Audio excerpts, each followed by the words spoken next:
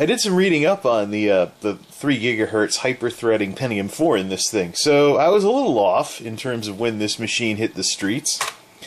2002, actually. Well, not this machine, but the processor. 2002.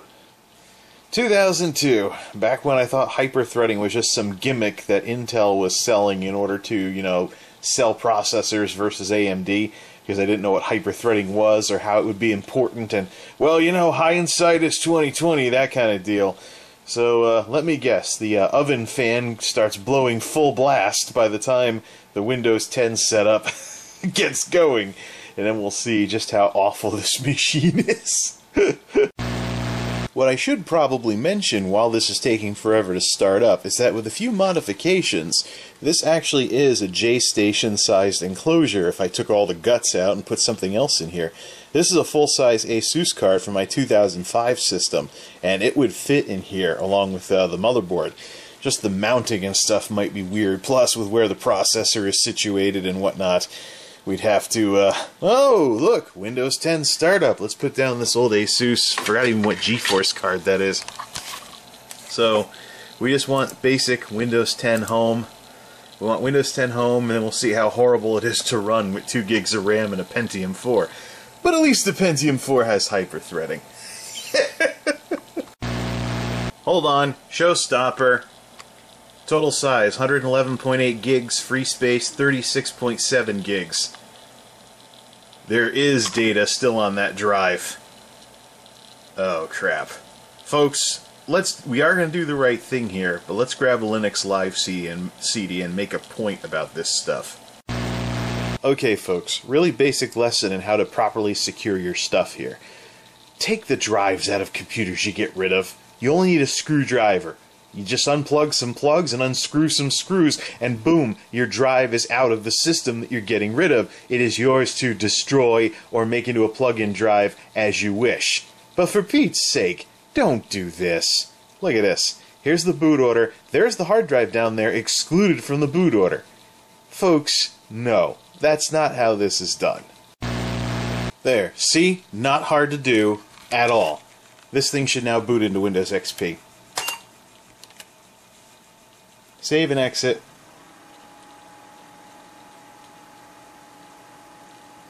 IBM.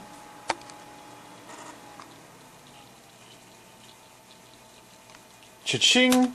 Ah, looks like it might have been upgraded to Windows 7 at some point.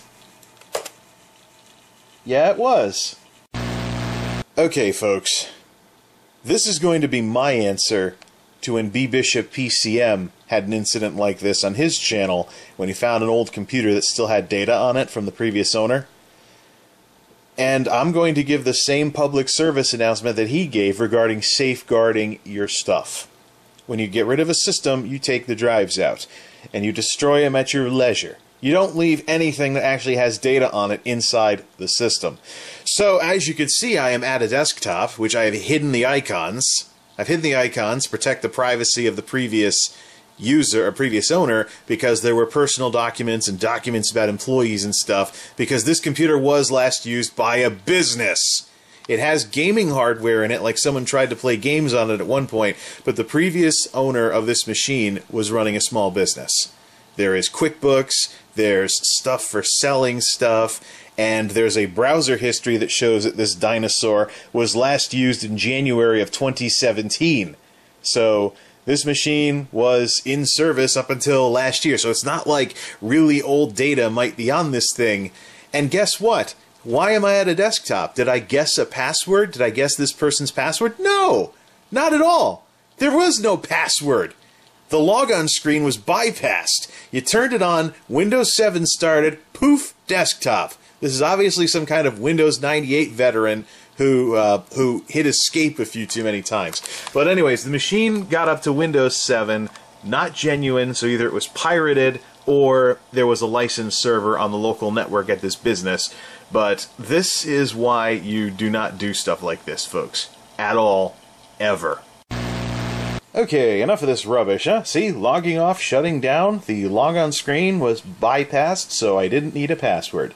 Now, fortunately, this machine did not have like a huge repository of data related to the business, but the killer is that Outlook was still installed and the email was there. And that's really it. I mean, email is so at risk for business computers that are being retired because, I mean, what's email? You check it. Sometimes you have a hard time keeping caught up in your inbox.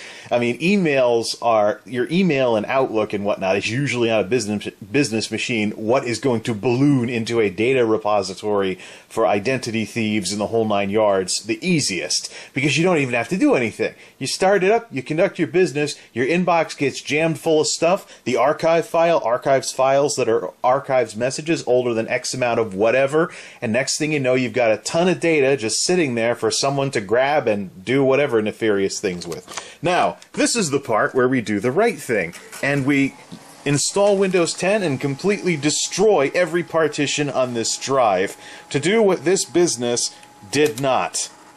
So let's do the right thing here, and let's put a fresh copy of Windows 10 32-bit on this thing. Yeah, see, Windows 7. No, I want to actually interrupt the boot sequence and boot off the CD drive. Actually, I think I disabled that just to prove this point about the... Oops, yeah, temporary startup device. And let's go to the CD.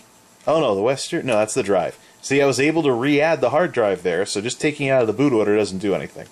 So anyways, let's start up Windows. Oops, I just booted off the wrong drive. Right, so I'm going to re-add this thing to the boot sequence. Oh, there comes Windows 7 again. Yes, that's more like it. I do believe it helps for you to actually put the Windows CD back in the drive before trying to boot off of it.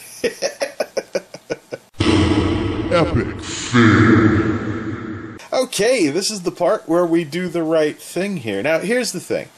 How did this happen? Unfortunately, the story behind this machine and how Scrapperdoodle got a hold of it is actually a sad story, because this is actually a building that is being redone, and the businesses that used to occupy it have since either left or gone out of business, and this machine just happened to be found while the building was being cleaned out.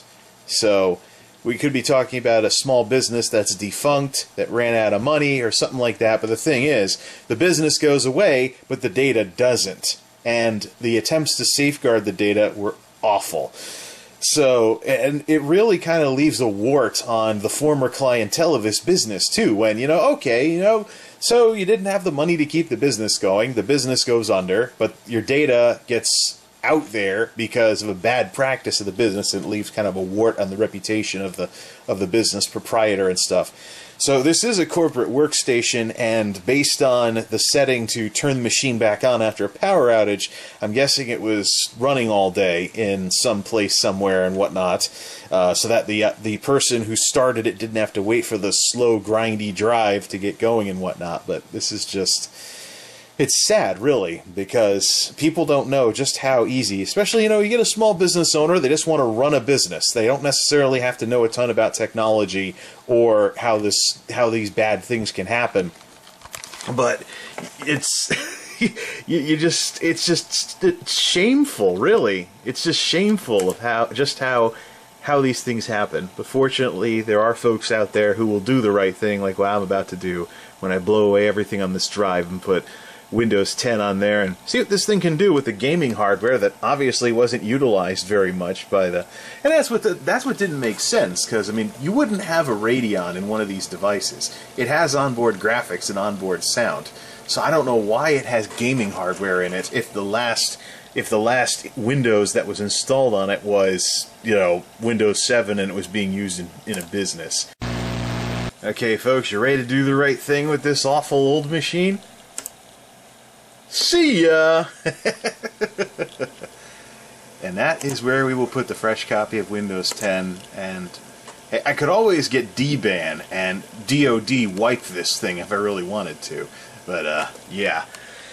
I'm just surprised the hard drive didn't seize up. It's a 120 gigs, so could be the one that came with this machine back in its heyday, but the thing is, if a little small business is using this to conduct business, they probably were not the original owner. This was probably a refurb at some point, or maybe even a twice refurbed because of the gaming hardware that's in it. I sure thought that this was somebody's Delosaurus project, but now we're putting fresh Windows 10 on there, and this machine's past is no more. And thank goodness, too.